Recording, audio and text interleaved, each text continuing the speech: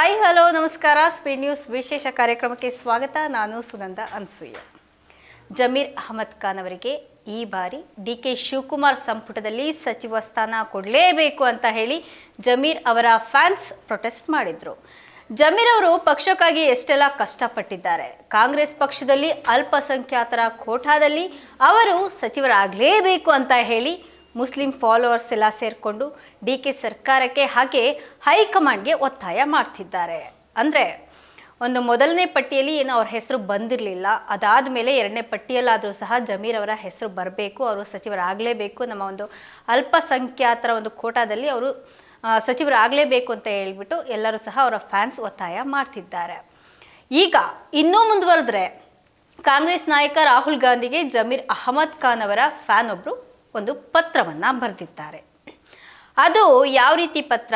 ಬರೀ ಪತ್ರ ಆಗಿದ್ರೆ ಅದರಲ್ಲಿ ಏನೂ ವಿಶೇಷತೆ ಇರಲಿಲ್ಲ, ನಾವು ಸುದ್ದಿ ಮಾಡ್ತಾ ಇರಲಿಲ್ಲ. ಆದರೆ ಆ ಪತ್ರ ರಕ್ತದಲ್ಲಿ ಬರೆದಿರುವಂತಹ ಪತ್ರ. ಜಮೀರ್ ಅಹಮದ್ ಖಾನ್ ಅವರಿಗೆ ಸಚಿವ ಸ್ಥಾನ ಕೊಡಿ ಅಂತ ಹೇಳಿ ರೈತ ಮುಖಂಡನೊಬ್ಬ ರಾಹುಲ್ ಗಾಂಧಿಗೆ ರಕ್ತದಲ್ಲಿ ಪತ್ರವನ್ನು ಬರೆದಿದ್ದಾರೆ. ವಿಜಯನಗರ ಜಿಲ್ಲೆಯ ಹೂವಿನ ಹಡಗಲಿ ತಾಲೂಕಿನ ಉತ್ತಂಗಿ ಅನ್ನುವಂತಹ ಹಳ್ಳಿಯ ಒಬ್ಬ ರೈತ ಎಂ ಸಿದ್ದೇಶ್ ಅನ್ನೋರು ರಾಹುಲ್ ಗಾಂಧಿಗೆ ತಮ್ಮ ರಕ್ತವನ್ನು ತೆಗೆದು ಆ ರಕ್ತದಲ್ಲಿ ಪತ್ರವನ್ನು ಬರೆದಿದ್ದಾರಂತೆ. ಅವರು ಈ ರಾಜ್ಯ ಈರುಳ್ಳಿ ಬೆಳೆಗಾರ ಸಂಘದ ರಾಜ್ಯಾಧ್ಯಕ್ಷರಾಗಿರುವಂತಹ ಎಂ ಸಿದ್ದೇಶ್ ಅವರು ತಮ್ಮ ರಕ್ತವನ್ನು ತೆಗೆದು ತಮ್ಮ ದೇಹದಲ್ಲಿರುವಂತಹ ರಕ್ತವನ್ನು ತೆಗೆದು ರಾಹುಲ್ ಗಾಂಧಿಗೆ ಪತ್ರವನ್ನು ಬರೆದಿದ್ದಾರೆ.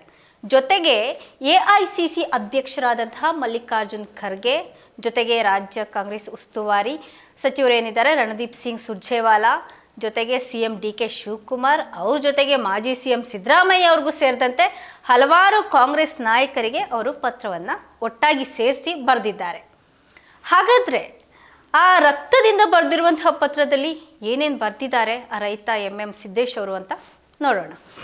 ರೈತರ ಹಿತಾಸಕ್ತಿಗೆ ಸದಾ ಬದ್ಧರಾಗಿರುವಂತಹ, ಜೊತೆಗೆ ತುಂಗಾಭದ್ರಾ ಡ್ಯಾಮ್ ಕೃಷ್ಣಾ ಭಾಗದ ದುರಸ್ತಿ ಕಾಮಗಾರಿಯನ್ನು ಅತ್ಯಂತ ಕಡಿಮೆ ಅವಧಿಯಲ್ಲಿ ಯಶಸ್ವಿಯಾಗಿ ಪೂರ್ಣ ಮಾಡಿ ಜನರ ಮೆಚ್ಚುಗೆಯನ್ನು ಗಳಿಸಿರುವಂತಹ ಶ್ರೀ ಜಮೀರ್ ಅಹಮದ್ ಖಾನ್ ಅವರಿಗೆ ರಾಜ್ಯ ಸಚಿವ ಸಂಪುಟದಲ್ಲಿ ಮತ್ತಷ್ಟು ಜವಾಬ್ದಾರಿ ಇರುವಂತಹ ಒಂದು ಸಚಿವ ಸ್ಥಾನವನ್ನು ಕೊಡಿ ಅಂತ ಹೇಳಿ ವಿನಮ್ರವಾಗಿ ನಾನು ಕೇಳ್ಕೊಳ್ತಿದ್ದೀನಿ ಅಂತ ಹೇಳಿಬಿಟ್ಟು ಆ ಒಂದು ರಕ್ತದಲ್ಲಿ ಬರೆದಿರುವ ಪತ್ರದಲ್ಲಿ ಸಿದ್ದೇಶ್ ಅವರು ಮನವಿಯನ್ನು ಮಾಡಿಕೊಂಡಿದ್ದಾರೆ.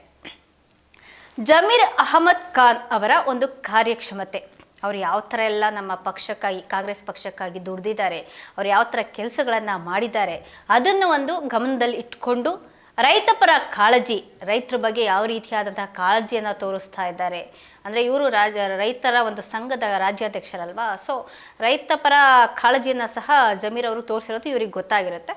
ಸೊ ರೈತಪರ ಕಾಳಜಿಯನ್ನು ಗಮನದಲ್ಲಿಟ್ಕೊಂಡು ಜೊತೆಗೆ ಅಭಿವೃದ್ಧಿ ದೃಷ್ಟಿಕೋನ, ಅದ್ರ ಜೊತೆಗೆ ರಾಜ್ಯದ ಜನತೆಗೆ ಇನ್ನಷ್ಟು ಪ್ರಯೋಜನ ಆಗಬೇಕು ಜಮೀರ್ ಅವರಿಂದ.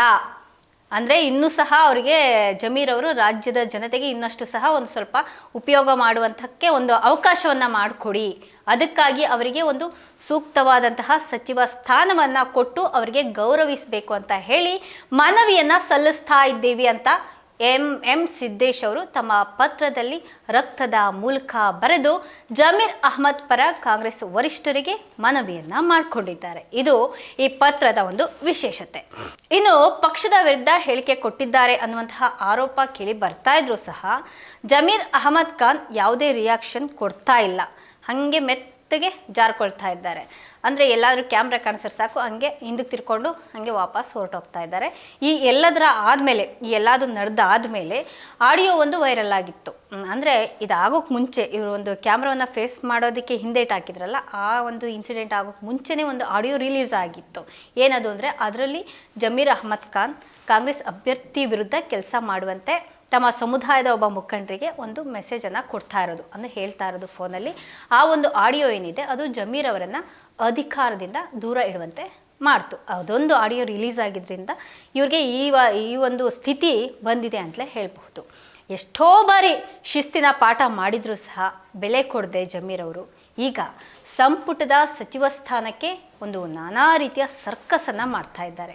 ಹಾಗೆ ಮೊನ್ನೆ ಒಂದು 15ನೇ ತಾರೀಕು ಜಮೀರ್ ಅವರನ್ನು ಡಿ ಸಿ ಎಂ ಮಾಡಬೇಕು ಅಥವಾ ಒಂದು ಸಚಿವ ಸ್ಥಾನ ಕೊಡಬೇಕು ಅಂತೇಳಿ ಆಗ್ರಹ ಮಾಡಿ ಅವರ ಫಾಲೋವರ್ಸ್ ಏನಿದ್ದಾರೆ ಅವರು ವಿಧಾನಸೌಧ ಚಲೋ ಅನ್ನೋದನ್ನು ಕೂಡ ನಡೆಸಿದ್ರು.